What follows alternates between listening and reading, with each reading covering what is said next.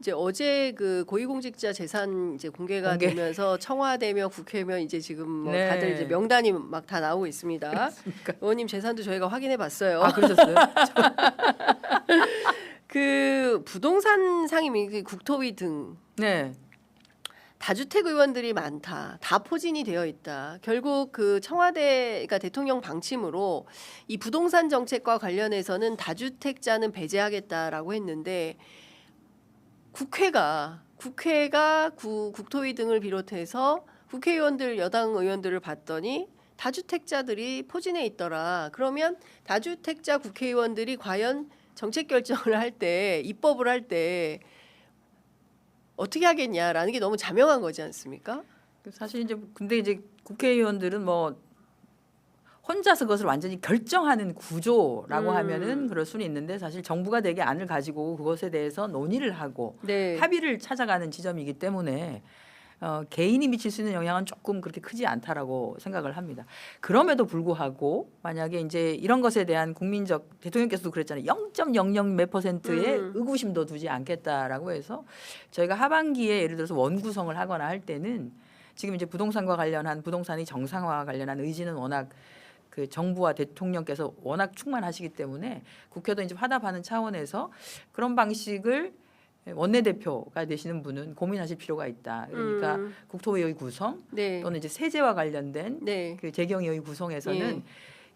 뭐 약간 이제 그런 것들로 인한 의구심 같은 게 남지 않도록 아주 예. 투명하게 이것이 정리가 됐다라고 하도록 아마 그런 방식으로 하지 않을까 싶긴 해요. 아 네. 그러면 민주당도 네. 대통령의 결정대로 다주택자 국회의원들은 부동산 관련 상임위 금지, 부동산 상임위의 배제 이렇게 결정이 내려지게 될까요?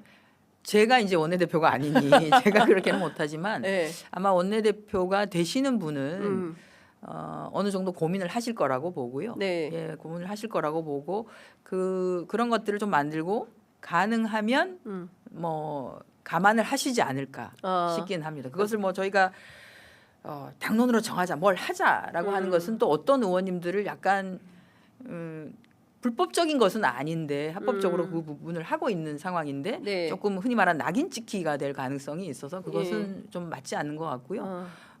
여러 가지 상황을 감안해서 아주 큰 결정을 내리는 분이라고 보면 예를 들어서 위원장, 상임위원장, 그다음에 간사, 예, 완전히 협상을 간사. 하는 예. 자리라든지 예. 또는 뭐 특별하게 TF를 꾸리는데 거기에 뭘 한다든지 하는 부분은 예. 정말 그건 좀 고려의 대상이 될 수 있지만 한 명의 그 의원으로 들어가서 그냥 의견이 계신 정도에 하는 것이 어느 정도 영향을 미칠까에 대해서는 사실 약간 의구심은 있긴 하거든요. 완전한 결정을 하는 것은 아니기 네, 네, 때문에. 네.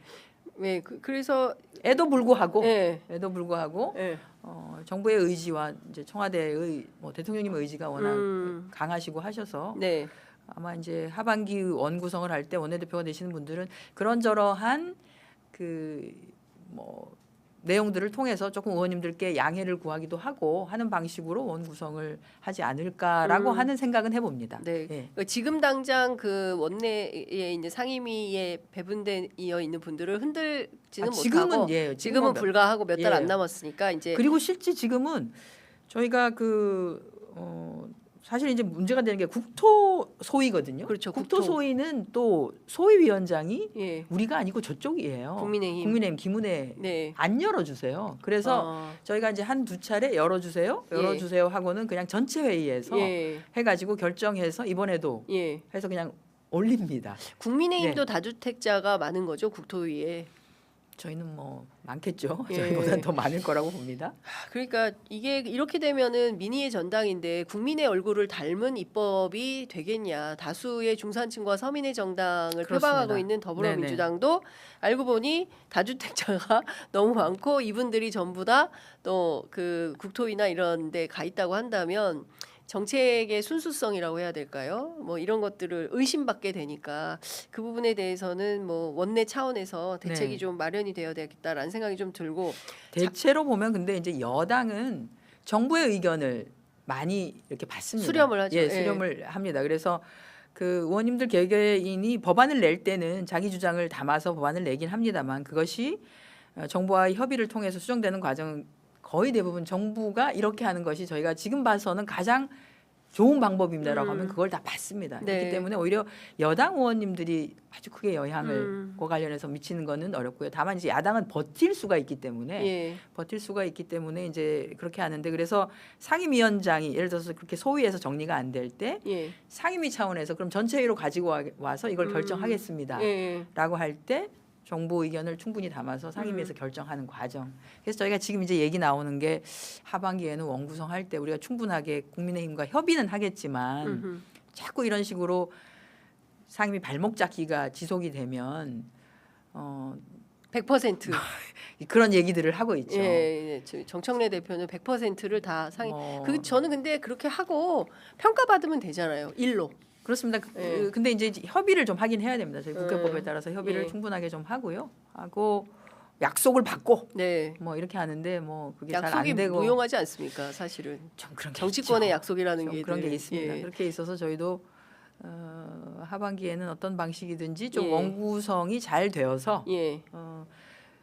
지금 사실 대통령께서 1시간을 5천만 원 시간으로 5,200만 원 시간. 예. 본인의 임기 5년이 실제로는 그간에 50년 동안에 못 해왔던 묵은 것들을 좀 정리해내는 그렇습니다. 시간이 예. 됐으면 좋겠다라고 하면 국회도 예. 그렇게 반응을 해서 해야 되거든요. 음흠. 근데 이제 특정 상임위에서 진행이 안 된다라고 하는 것은 네. 그 해당 상임위가 다루고 있는 사안들 중에서 묵은 과제들이 네. 해결이 안 된다는 얘기하고 똑같거든요. 아, 예. 예, 예. 그래서 그 부분만큼은 저희가 때가 되면 국민께 충분하게 호소드리고 이러저러해서 음흠.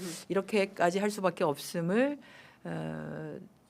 호소드립니다라고 하고 그리고 대신 저희가 잘해서 네. 평가를 받도록 하겠습니다라고 하는 과정을 밟게 되지 않을까라는 네. 생각이 들긴 합니다.